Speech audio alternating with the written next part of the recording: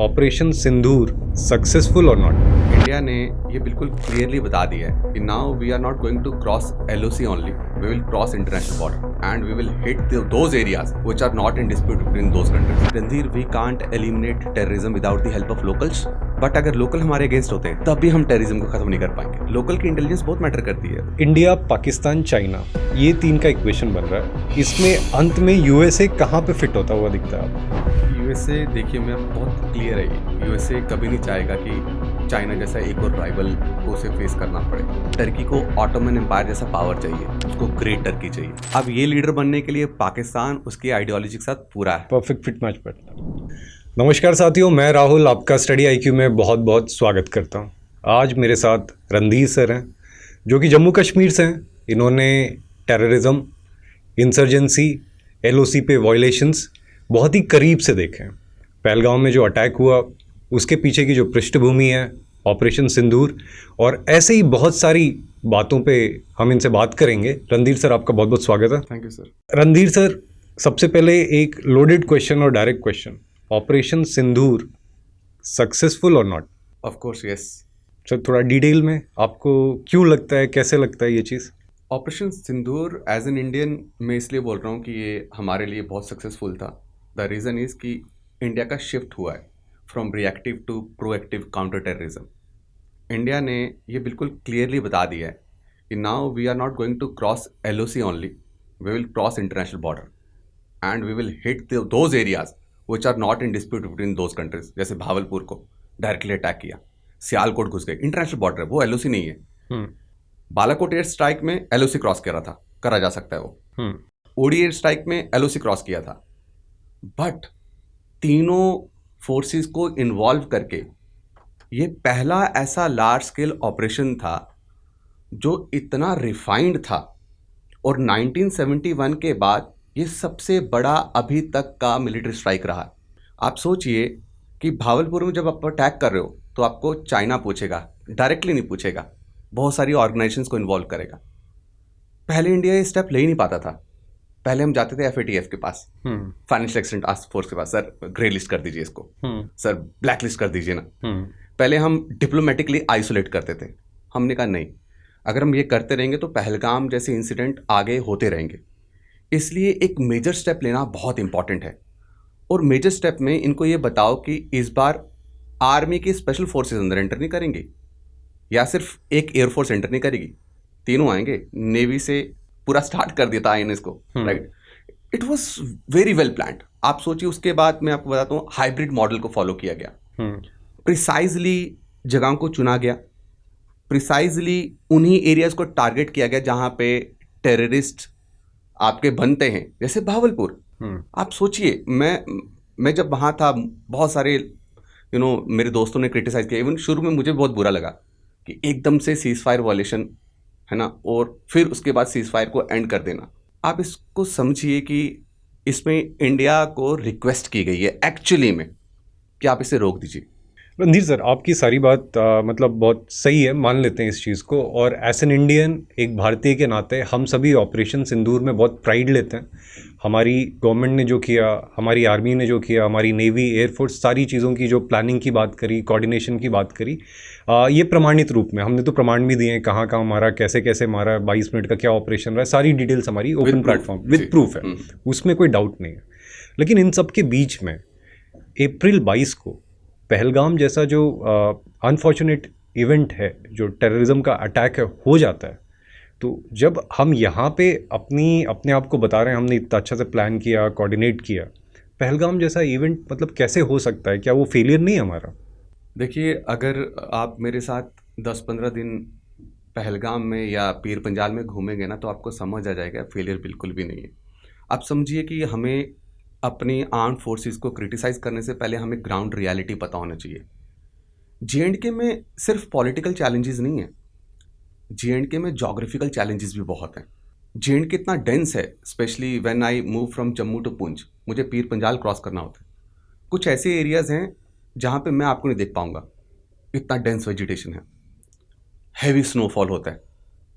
अगर आप वहाँ पे फेंसिंग कर भी दोगे, राइट, प्रॉपर फेंसिंग कर दोगे, वो वहाँ पे स्नोफॉल होगा ना, स्नोफॉल खत्म होने के बाद आपको ऐसा लगेगा यहाँ पे हमने कभी कोई एस्टैब्लिशमेंट की नहीं थी, कभी कोई कंस्ट्रक्शन हुआ ही नहीं था।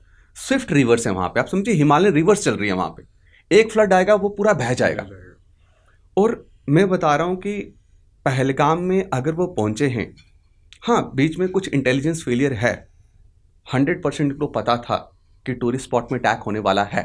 Okay, it was clear to them, ये मैसेजेस थे, ये इंटेल था हमारे पास। लेकिन हमें क्या लगा कि अटैक कहाँ होगा, उन टूरिस्ट स्पॉट्स में जो इजीली मिलिटेंट्स या टेररिस्ट वहां पे एंटर कर सकते। Pahalgam is very far from LOC, almost आप लगा लो 150 से 200 किलोमीटर दूर है वो। वहां पे इन्होंने सोचा ही नहीं तक वहां पे आएंगे। आप यहाँ पे समझिए कि उनके पास लॉजिस्टिक्स बहुत स्ट्रांग है। सर इसी सवाल पे आते हैं, इसी से यहाँ से मैं आगे लेके जाना चाहूँगा। बट यहाँ से मेरे ख्याल से एक संदेश भी है, जब हमारे देश के सिटीजन्स या नागरिक या टूरिस्ट, जैसा कि आप कह रहे हैं, जब ऐसी सेंसिटिव जगह पे जाते हैं तो वहाँ पे जो एक अंदर रहता है एग्जॉटिक लोकेशन खोजने का, वो चीज़ ना करें, उस चीज़ को अवॉइड करें तो बेहतर है। बहुत ज़रूरी है। और सर इसी पे आते हैं, जो टेरेन की आप बात कर रहे हो, टेरेन बहुत टफ है, डेंस है, स्नोफॉल, नदी अपना वो जो आप कह रहे हैं हिमालयन रिवर्स हैं, जो फ्लडिंग हो जाती होगी, जो शिफ्ट करता होगा, सारी चीज़ है। बट ये जो टफनेस है टेररिस्ट के लिए भी तो होती होगी। वो लोग इसमें मतलब एक अलग लेवल का सपोर्ट उनको कहीं ना कहीं से तो मिल रहा है अगर इस टेरेन में सर्वाइव कर रहे हैं।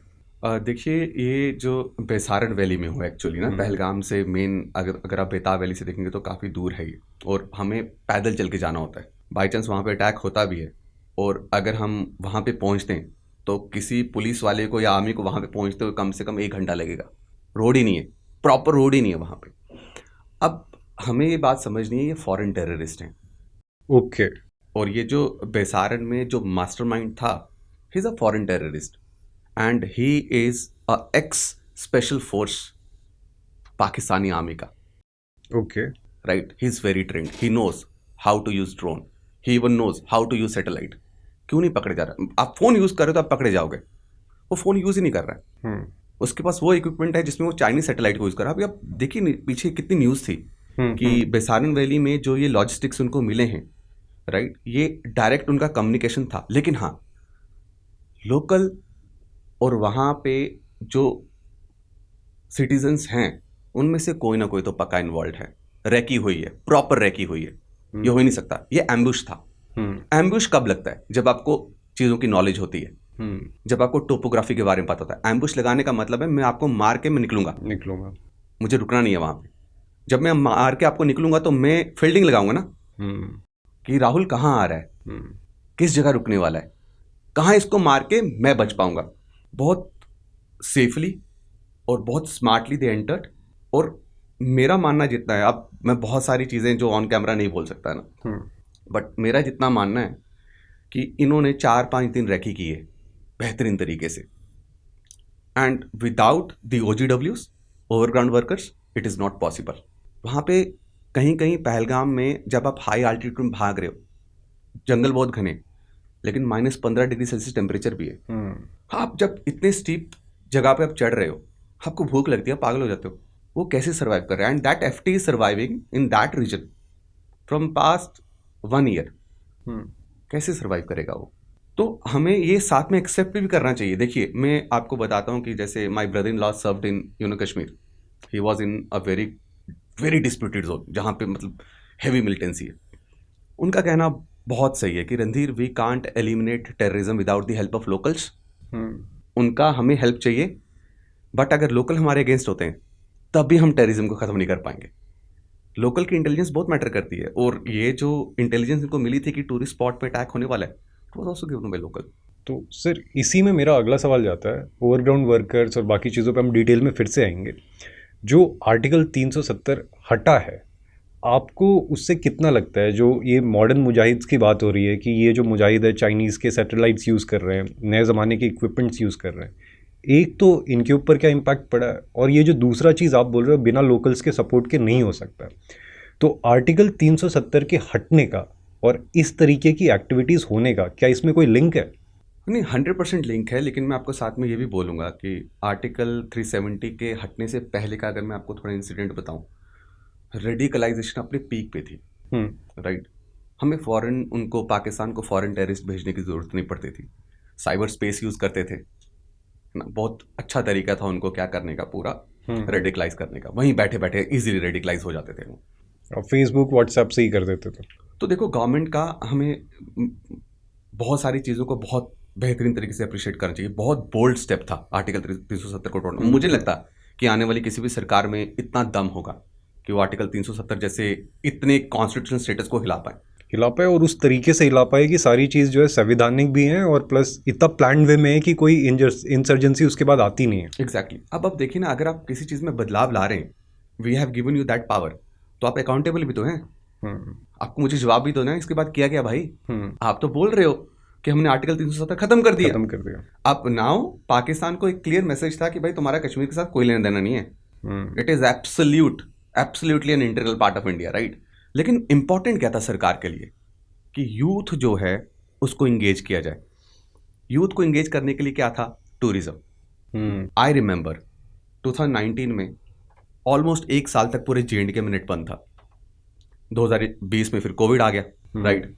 2022 में मैं क्लास लेने गया और मैं वहां पे डल लेक में शिकारा में बैठा था। और मुझे बहुत आदत है, मैं जो भी ये खासकर डेली वेजर सुनते होते ना, उनकी लाइफ के बारे में जाने, कितना कमाते हो, क्या करते हो, बात करने में अलग इंसाइट मिलता है उनसे। तो मैंने उनसे बात करी। मैंने बोला यार बताओ कितना नुकसान हुआ आपको 2019 की वजह से, जो धारा 370 टूटी, स्ट्राइक था, और अब क्या है? करते सर 2 साल का नुकसान ना 1 महीने में पूरा कर दिया। ये मैंने सुना है 2 साल का नुकसान 1 महीने में पूरा हो गया। 46 फ्लाइट्स सर लैंड करी थी उस दिन, जिस दिन मैं श्रीनगर में था। सारी टूरिस्ट लेके आ रही थी, करोड़ में टूरिस्ट आए। यूथ, पंजाबी में बोलते ना, वेला ही नहीं है है ना? अब बोलते ना खाली दिमाग शैतान का घर। जब आप फ्री नहीं हो, आप क्या रेडिकलाइज हो गए? जब आपकी लाइफ अच्छी चल रही है, आप क्या रेडिकलाइज हो गए? अब यहां पे फंसा पाकिस्तान। क्या करें क्या? और ऊपर से आरआर वहां चलेगी, हैवी मिलिटराइजेशन करी हमने। क्योंकि देखो हमने यहाँ पे कैरेट एंड स्टिक पॉलिसी खेली है। Very correct. जो हमारे साथ है उसको मूली नहीं, उसको गाजर देंगे, मिलेगा उसको बढ़िया तरीके। लेकिन जो नहीं सुन रहा है, हथियार डालने के लिए तैयार नहीं है, गन डाउन करिए उसको। तो यही किया, मिलिटेंसी ऑलमोस्ट खत्म करी। अब ये फंस गए, ना वहां से आर्म्स आ रहे, ना वहां से इन्फिल्ट्रेशन हो पा रही है। तो जो थोड़े बहुत बच्चे थे ना, उनको बोला गया कि हमें ग्लोबल लेवल पे ये शो करना है कि Kashmir is not at peace. Okay. जब तक हमारे पास ये एक थीम रहेगा, Kashmir is not at peace, तभी तो हम इंटरनेशनल लेवल पे जाके ले जा सकते हैं कि वो डिस्प्यूटेड है। Soft target. जम्मू की सैनिक कॉलोनी की एक सिख टीचर थी जो पढ़ा रही थी श्रीनगर में, she was killed. I know that, आपने इसको रेज भी किया था, शी वाज किल्ड, है ना? उसके बाद आई एम टेलिंग यू, मेरे छोटे भाई के जो फ्रेंड्स हैं वो कम से कम 6-7 महीने वो श्रीनगर गए ही नहीं, बिकॉज अब टारगेट किलिंग हो रही थी। ये पहले नहीं था कभी। टारगेट किलिंग इसके बाद स्टार्ट हुई है, क्योंकि आपके पास कुछ है ही नहीं है ना। और ये टारगेटेड किलिंग्स जो हो रही है, जानबूझ के इंसाइट करने के लिए हो रही हैं। इसको साइकोलॉजिकल वॉरफेयर बोलते हैं। ओके। बहुत, मुझे आपसे कुछ मनवाना है ना, मुझे सबसे पहले आपको ये दिखाना है कि मैं सबसे ऊपर हूँ। मुझे डराना है आपको। डराने का एक ही तरीका है कि आपको मैं इस लेवल का डरा दूं कि आप मुझे मना ही ना करो। मना करोगे तो मैं सिर्फ मारूंगा आपको जान से।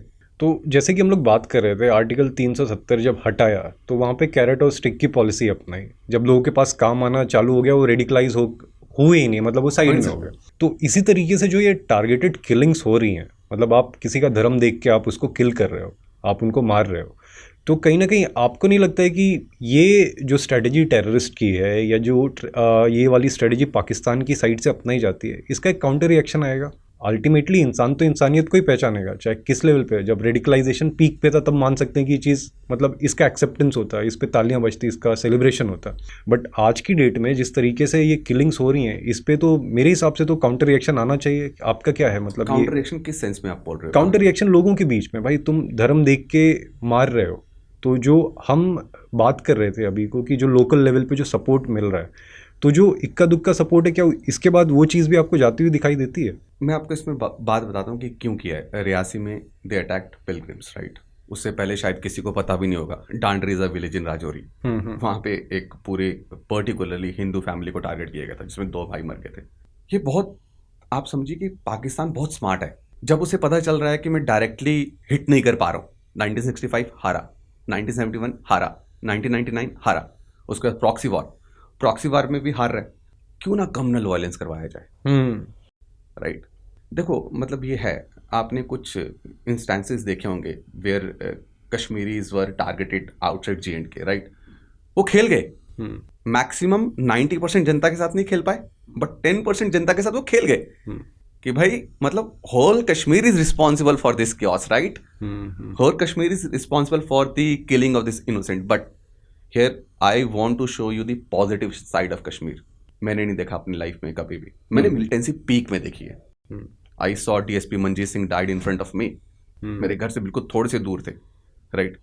मैंने बड़ी बार देखा, बचपन में मम्मी के पास चले जाता था, क्यों भाई आज कर्नाटका के किसी फौजी को मिलिटेंट ने मार दिया और मोहल्ले में छुपा हुआ है, वो अलग ही डर होता था ना, और कोई सपोर्ट नहीं आता था। लेकिन आपने देखा बेसारन वैली के बाद कश्मीरीज ने क्या सपोर्ट दिया। ये जीत है हमारी, ये जो साइकोलॉजिकल इम्पैक्ट हम पे नेगेटिवली क्रिएट करना चाहते हैं वो उन पे क्रिएट हो गया। इसी चीज की बात कर रहा था मैं, है ना। ये बहुत बढ़िया बात है।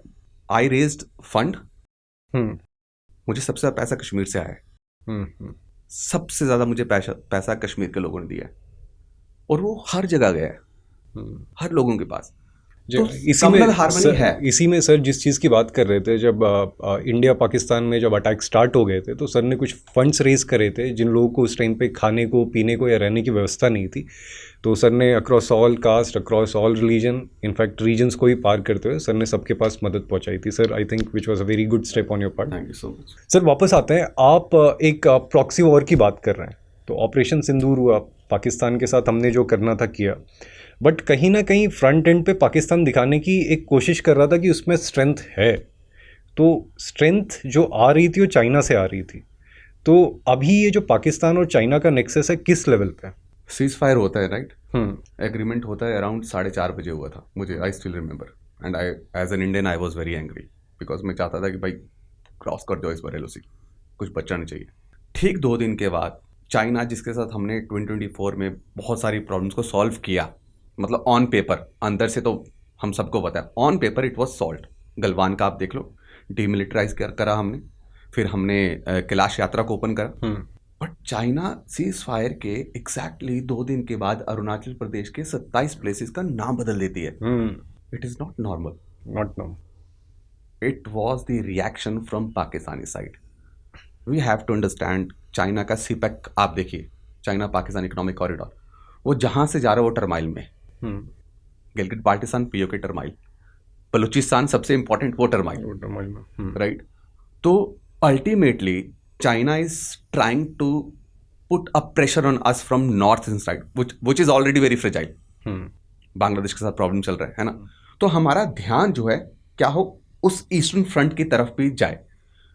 तो नेक्सस तो है, चाइना अपनी इन्वेस्टमेंट को बचाने के लिए वो किसी भी लेवल पे जाएगी, और वो हमें कभी राइज नहीं। अब एक और चीज मैं यहाँ पे क्लियर करता हूँ सर, आएंगे इंडिया चाइना की क्वेश्चंस पे आएंगे, मैं समझ रहा हूँ आप कहाँ पे जा रहे हो। हाँ। बट यहीं पे 2 क्वेश्चंस मेरे आते हैं। जो CPEC की हम लोग बात कर रहे हैं, आपको ये डूबता हुआ इन्वेस्टमेंट नहीं लग रहा है कि यार ये तो हम कुछ रीजंस की बात कर रहे हैं जो टर्मोइल में, मेरे को तो पूरा पाकिस्तानी टर्मोइल में दिखता है। पहला ये हो गया। अब मेरा दूसरा ये कि अगर वॉर होती भी है जो कि इंडिया को इम्पैक्ट कर सकती है, वो नॉर्थ ईस्ट में होगी, ना कि ये वेस्टर्न फ्रंट पे इंडिया पाकिस्तान वाले फ्रंट पे तो नहीं होगी। तो एक स्मोक स्क्रीन है जिसको कहते हैं कि आप कहीं पे और पे धुआं उड़ा दो, लेकिन जो असली बैटल चल रही हो तो कहीं और ही होगी। North east states. देखो मुझे ऐसे लगता है कि चाइना थोड़ा ना सलामी स्लाइस वाला पॉलिसी खेलता है हमारे साथ। ऐसा नहीं है कि वो डायरेक्ट वॉर नहीं करेगा। आप समझिए रीजन क्या, मैं आपको बताता हूँ। सलामी स्लाइसिंग हमारी जनता को थोड़ा अगर आप सलामी स्लाइसिंग का मतलब ये है कि आप समझ लो 2 भाइयों की जमीन है या 2 दोस्तों की जमीन है, ठीक है, दोनों की जमीन एक साथ लगती है। एक दोस्त थोड़ा ग्रीडी है, वो चाहता है मेरी जमीन ज्यादा हो। अब वो क्या कर रहा है कि रात को दूसरे दोस्त की जमीन को थोड़ा अपनी साइड लेके आ जा रहा है। वो इतना लेके आ रहा है इतने कम अमाउंट पे कि आगे से फुल रिटेलिएशन ना आए। इस्लामी स्लाइसिंग यही है कि दूसरी कंट्री की थोड़ा सा कदम बढ़ा के उस एरिया पे बैठ जाओ ताकि वो फुल फ्लेज वॉर में ना जाए, फिर वो डिस्प्यूटेड हो जाए, जैसे गलवान में हुआ। आप समझ रहे हो, जैसे आपका डोकलाम में हुआ था। तो वो क्या करते हैं, उनका बड़ा सिंपल फंड है, वो पूरी तरीके से टेरिटरी को ऑक्युपाई नहीं करेंगे। अरुणाचल प्रदेश को बोलता है मेरा है, लेकिन अगर वो अंदर आएगा ना, पूरा अंदर नहीं आएगा, इतना अंदर आएगा कि वॉर में चेंज ना हो जाए। मैं इसलिए बोलता हूं कि वॉर करेगा नहीं। दूसरी बात आप समझिए कि चाइना रशिया का रिसेंट यूक्रेन रशिया के बाद बहुत ज्यादा रिलेशन स्ट्रांग हुए, और रशिया के बहुत अच्छे रिलेशन है इंडिया के साथ। Our true friend is Russia, मैं मानता हूँ। तो फुल फ्लेज वॉर में ये नहीं जाएगा, बट अगेन हमें ग्लोबल पावर बनने से, चाहे वो डिफेंस पर्सपेक्टिव से बोलो, इकोनॉमिक पर्सपेक्टिव से बोलो, वो हमेशा ऐसे ही अरुणाचल प्रदेश के इंसिडेंट्स को करता रहेगा हमारे साथ। बहुत सही सर। अब यहाँ पे सर आपने एक बहुत अच्छा पॉइंट उठा दिया। अब दो सुपर पावर जो बन सकती हैं फ्यूचर में, एक इंडिया एक चाइना, जो कि बहुत ऑब्वियस है, दोनों का राइज हुआ है और आगे चल के ये डोमिनेशन की पोजीशन में भी आएंगी। अब जो दो सुपर पावर हैं उसमें से जैसा चाइना के साथ दिख रहा है, जो कि हमें हार्म करने की कोशिश कर रहा है। अब आपने एक अपने एक्सपीरियंस के या फिर अपने जो आपको लगता है, आपने कहा कि डायरेक्ट वॉरफेयर तो नहीं होगा। अब ये जो वॉरफेयर है, ये हाइब्रिड वॉरफेयर है, जिसको एसिमेट्रिक वॉरफेयर कहते हैं हम लोग, उसमें कन्वर्ट हो जाएगा। तो आगे आपको क्या दिखता है, आगे के इवेंट्स कैसे दिखते हैं आपको? मुझे अभी तो फिलहाल जो ये हमारा डिफेंस सिस्टम ने जिस तरीके से काम किया, जिस तरीके से ब्रह्मोस मिसाइल ने काम किया, आपको पता है ऑपरेशन सिंदूर होने के बाद ही कितने देशों ने इंटरेस्ट दिखाया। वेस्टर्न मीडिया ने हमें बहुत क्रिटिसाइज किया, अगर आपको पता होगा, उन्होंने हमें आइसोलेट करने की कोशिश करी। मुझे ऐसे लगता है कि जब आप एक लेवल पे होते हैं ना, कि एक कंट्री को लग जाएगी सुपर पावर बनने वाली है, तो उसको डिफेम करो, उसकी नेम शेमिंग करो। वही हुआ है हमारे साथ। अभी बहुत सारी चाइनीज की मिसाइल, शायद आप में से बहुत सारों को पता ना हो, P-15 उसको थंडरबोल्ट 15 भी बोलते हैं, वो एग्जैक्टली इंटैक्ट मिली है, वो फटे नहीं। समझ रहे? एग्जैक्टली इंटैक्ट मिली है हमें। और कहीं ना कहीं चाइनीज जो मेड जितने भी मिसाइल्स थे, जो वो सोच रहे थे कि हम इम्पैक्ट डाल सकते हैं, वो डला नहीं है। इनफैक्ट जो पाकिस्तान का जो डिफेंस सिस्टम फेल किया है, वो चाइनीज डिफेंस सिस्टम पूरा का पूरा फेल कर गया। वो ना तो उनके रडार डिटेक्ट कर पाए, ना ही वो रिटेलिएट कर पाए। और इसलिए मैं बोलता हूँ कि हमें इमीडिएट मैनर पे ये नहीं कंक्लूड करना चाहिए कि सीज फायर को इतने जल्दी क्यों कर दिया। आप इसके पीछे का ना वो इंटरनेशनल इंटरेस्ट समझो। आप समझ रहे हो? आप देखिए S-400 हमें यूएसए कभी लेने देता था रशिया से। आप कभी चेक करिएगा, जब हमें डील करने, भाई मेरा ही ले डिफेंस सिस्टम, है ना, सब बनना चाहते। और इंडिया प्लान कर रही है कि बाई 2030 उसे लार्जेस्ट क्या बनना है, ग्लोबल सप्लायर बनना है। तो जब आपके डिफेंस सिस्टम है ना, इंडिजिनसली बिल्ट डिफेंस सिस्टम इतना बेहतरीन परफॉर्म करेंगे, तो कितनी मार्केट जनरेट करेंगे वो। अब सोचो कि मुझे लग रहा है कि अगर 2 दिन वो रुकता, 2 दिन तक ये सीज फायर ना होता, तो शायद अभी मेजॉरिटी ऑफ द कंट्रीज जो हैं हमसे डील कर रही होती कि भाई ये डिफेंस सिस्टम हमें दे दो, ये मिसाइल हमें दे दो। अब चाइना और सतर्क होगा इसमें, चाइना और एडवांसमेंट इसमें जाएगा। चाइना में भी इक्विप्ड करे पाकिस्तान को, है ना, और आप समझ लो कि हाइब्रिड ड्रोन्स के साथ। तो आगे चीज़ें थोड़ी तो परेशान करेंगी, क्योंकि अब देखो, मैं आपको एक बहुत सिंपल बात बताऊं, पाकिस्तान जब भी हारता है ना, वो बौखला जाता है, और बौखला के वो और नुकसान पहुंचाता है हमें। अभी IMF से जो लोन लिया है वो डेवलपमेंट में थोड़ी जाएगा, वो तो खत्म भी हो गया होगा। हथियारों में चला गया है वो। आप समझ रहे हो? तो दे आर अगेन प्लानिंग। ऐसा नहीं है कि रुकने वाला है, लेकिन हाँ सोचेंगे, अब सोचेंगे वो कि क्या हमें बैसारन, क्या हमें रियासी वाली चीज़ें करनी चाहिए, क्योंकि अगर वो करेंगे तो गवर्नमेंट ने इससे और बुरा रिटेलिएट करना है। अब वो आगे आने वाले टाइम पे बताएगा कि चाइना किस तरीके से पाकिस्तान से नेक्सस बनाएगा, लेकिन मुझे नहीं लगता कि अब चाइना थोड़ा सा साइडलाइन करेगा पाकिस्तान से। हर चीज़ में चाइना को बहुत नुकसान हुआ, जो भी इन्वेस्टमेंट उसने पाकिस्तान में किया, चाहे वो इन पर्सपेक्टिव ऑफ आप देख लो इकोनॉमिक्स, या आप डिफेंस में देख लो, दोनों में उसको नुकसान हुआ है। पाकिस्तान चाइना का सबसे बड़ा NPA बन गया है एक तरीके से। हाँ एग्जैक्टली, NPA है वो। वो है, कोई शक नहीं उसमें। सर इसी में आगे आते हैं। आपने बोला कि इंडिया कुछ टाइम में अपने आप को एक मिसाइल एक्सपोर्टर के फॉर्म में देख रहा है। तो जो मिसाइल की demand I after the war, वो साउथ ईस्ट एशियन नेशन से आई थी। काफ़ी सारे जो साउथ ईस्ट एशियन नेशन उन्होंने बोला। तो यहाँ तक जहाँ तक मैंने पढ़ा कुछ डिफेंस एनालिस्ट का व्यू, हमें अपना ही डिफेंस सिस्टम एटलीस्ट अपने आसपास नहीं सेटअप कर लेना चाहिए। इसमें कोई समझदारी नहीं है कि आप अपना बेस्ट वेपन अपने पड़ोसी को दे दो। जैसा हमने अपने हाल फिलहाल में अपने संबंध देखे हैं नेबर्स के साथ, उतने सही नहीं रहे। हो सकता है कल को चल के कोई हमारा ही डिफेंस सिस्टम हमारे ही अगेंस्ट यूज़ कर रहा। तो इसमें आपकी क्या राय है कि अगर इंडिया डिफेंस सिस्टम को एक्सपोर्ट करता है, मिसाइल्स को एक्सपोर्ट करता है, उसको अपने रीजन्स पे चूज़ी होना चाहिए कि भाई मैं इसी रीजन में दूंगा, इस रीजन को नहीं दूंगा, या अपने नेबर्स को नहीं दूंगा? 100% होना चाहिए, बहुत ज़रूरी है। नेपाल को तो कभी नहीं देना चाहिए है ना, बांग्लादेश को तो भूल ही जाओ आप, है ना।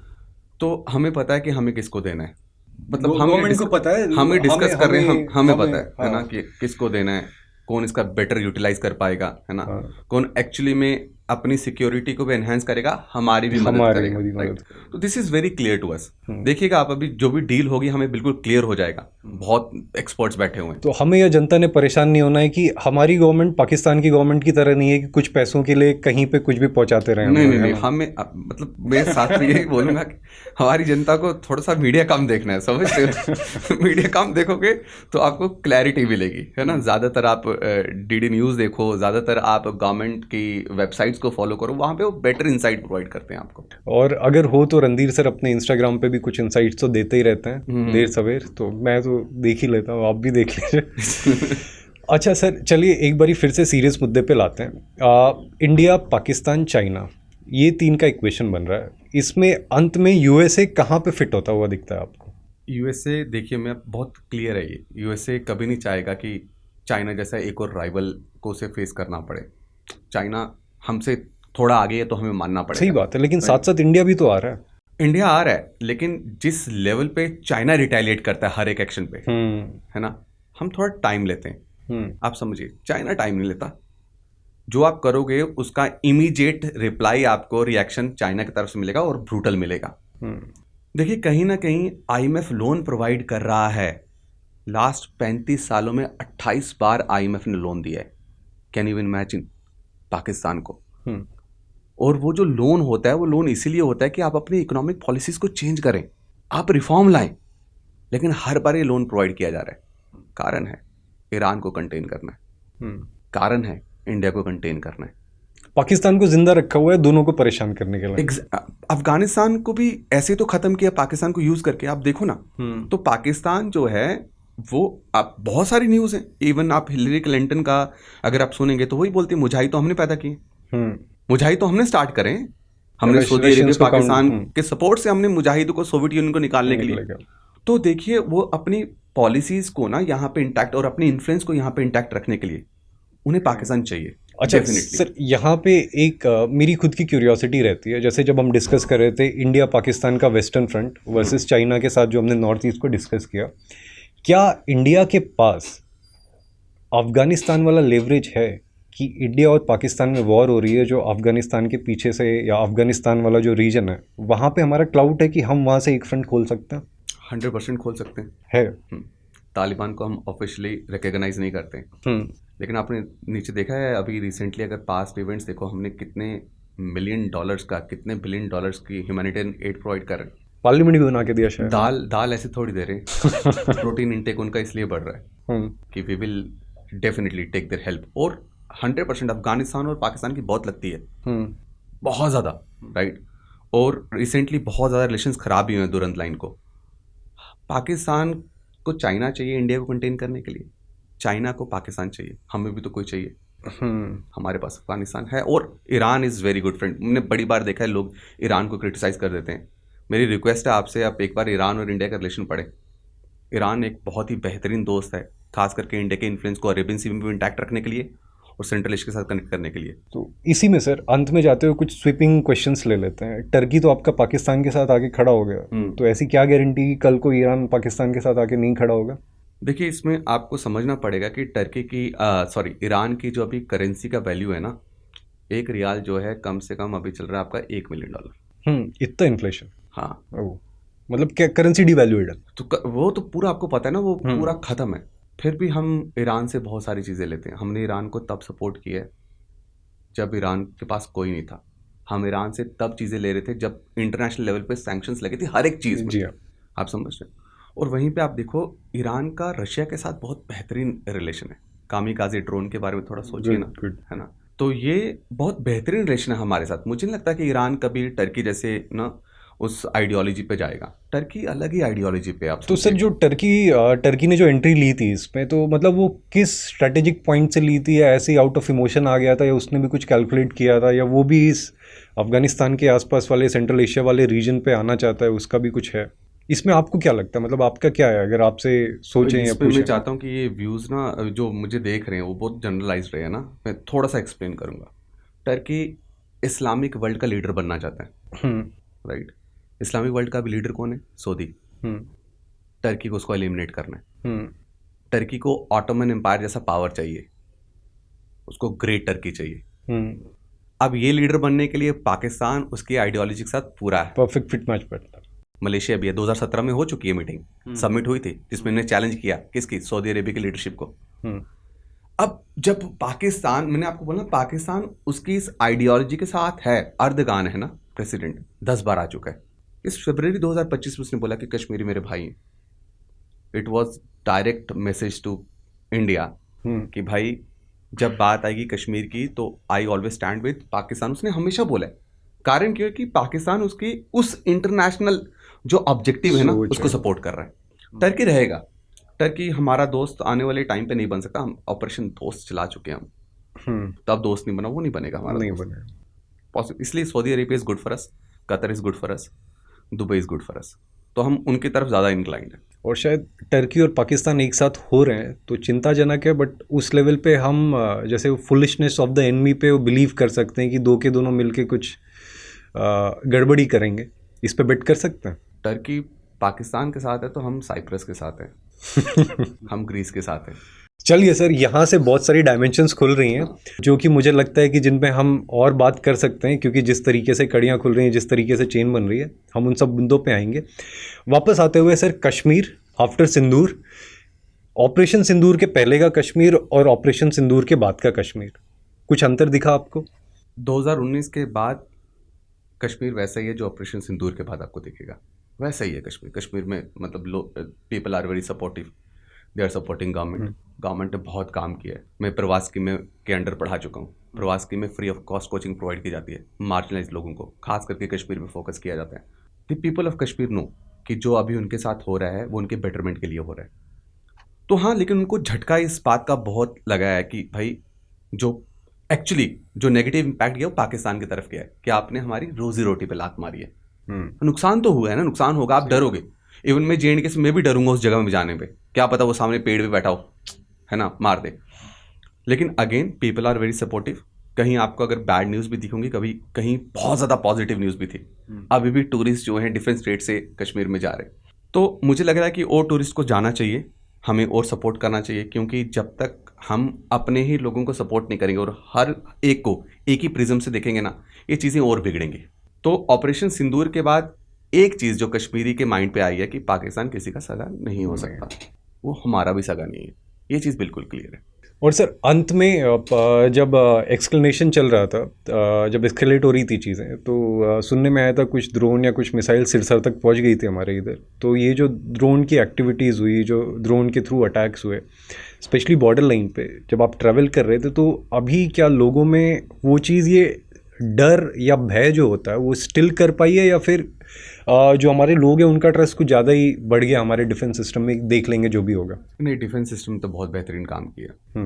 अनडाउटेडली 300 ड्रोन्स एक साथ आना और उनको इंटरसेप्ट करना बहुत बड़ी बात है। तो डर तो था, इन लोग छत पे थे लोगों पर। हाँ, एक आधा गिरा है, ड्रोन गिरा है, 2 ड्रोन्स गिरे थे, एक मंदिर है वहाँ पे और एक वहाँ पे घर था, उस पर गिरा। लेकिन इम्पैक्ट उसमें जम्मू में एक्चुअली कुछ नहीं हुआ है, जम्मू में नुकसान नहीं हुआ, नुकसान ज़्यादा पुंछ में ड्रोन्स गिराए नहीं, वहाँ पे शेलिंग हुई।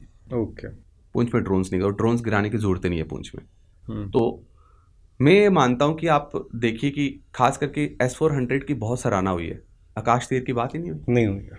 आकाश तीर ने तो सही काम किया है। कर दीजिए ना, यहाँ पे खुल के तारीफ कर दीजिए जो हमारे एयर डिफेंस सिस्टम ने किया। देखिए, मतलब आकाश तीर जो है वो स्पेशली इंडियन आर्मी को दिया गया है, लेकिन इस बार काम पता है क्या किया, इनका दिमाग देखो कितना जबरदस्त दिमाग लगाया इन्होंने इवन जो सिविलियन एयरपोर्ट है ना, उनके रिडार सिस्टम को भी इंटीग्रेट कर दिया था।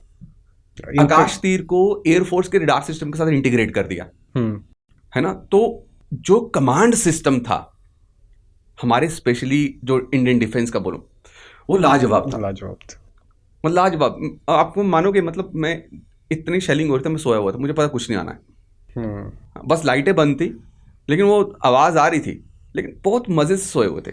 आकाश तीर, हमें आकाश तीर पे वीडियो लाऊंगा किस दिन पूरा डिटेल में वो कैसे काम करता है, लेकिन आप देखो इंडिजिनसली बिल्ट है, इंडिजिनसली। और सर आए गए इसरो तो क्रेडिट हमारा लेके चला जाता है, इसरो का भी मीन्स यूटिलिटी इम्पैक्ट तो रहा ही होगा इस वॉर में। साथ साथ में जो एक ऑर्गेनाइजेशन हमेशा पीछे छूट जाती है वो है DRDO, इस बार के वॉरफेयर में मेरे ख्याल से DRDO को भी ड्यू क्रेडिट मिलना चाहिए, देना चाहिए हम लोगों ने। 100% देना चाहिए। DRDO तो सही काम कर रहा है। इंडिजिनसली बिल्ड जितने भी आपके वेपन्स हैं उसमें DRDO की तो मेन एक्सपर्टीज है ना। मैं आपको बोल रहा हूँ कि बहुत सारे अनसंग हीरोज हैं जिनके बारे में बात नहीं हो रही है। बहुत सारे अनसंग हीरोज हैं, तो उनमें से DRDO भी एक है। DRDO, आकाश तीर, मतलब हमें इससे ज़्यादा प्राउड क्या होगा। मैं आपको बोल रहा हूँ ब्रह्मोस भी तो इंडिजिनसली बिल्ट ही है ना। मतलब हमने ऋषि को थोड़ी बोला कि तू आ हमारे साथ, दोनों ने मिलकर बनाया, दोनों का ब्रेन यूज हुआ है ना। तो आप आने वाले टाइम पे देखना जिस तरीके से स्पेस एंड टेक्नोलॉजी में इसरो इंडिया को ले गया है ना, आने वाले कुछ सालों में DRDO हमारा इंडिजिनसली बिल्ड वेपन जो है इंडिया को एक अलग स्तर पे ले जाएगा, अलग लेवल पे। चलिए सर, हम आशा करते हैं कि DRDO, इसरो और भी जो इंडिजिनस डेवलपमेंट्स हमारे यहाँ पे हो रहे हैं, होते रहेंगे। सर, आपने इतने सेंसिटिव मुद्दे को इतनी डिटेल में, इतने अच्छे से, इतनी बारीकियों के साथ समझाया, उसके लिए सर आपका बहुत बहुत धन्यवाद। Thank you. तो साथियों, ये थे हमारे साथ रणधीर सर। मैं आशा करता हूँ कि ये पॉडकास्ट आपको पसंद आया होगा, और मैं आपसे वादा करता हूँ कि रणधीर सर को मैं फिर से लेके आऊँगा और अनेकों मुद्दों पे बात करने के लिए। हमारे साथ जुड़ने के लिए आप सभी का धन्यवाद। अपना ख्याल रखिए। हिंदी में UPSC की तैयारी से संबंधित प्रोग्राम्स को देखने के लिए सब्सक्राइब करें स्टडी IQ IAS हिंदी।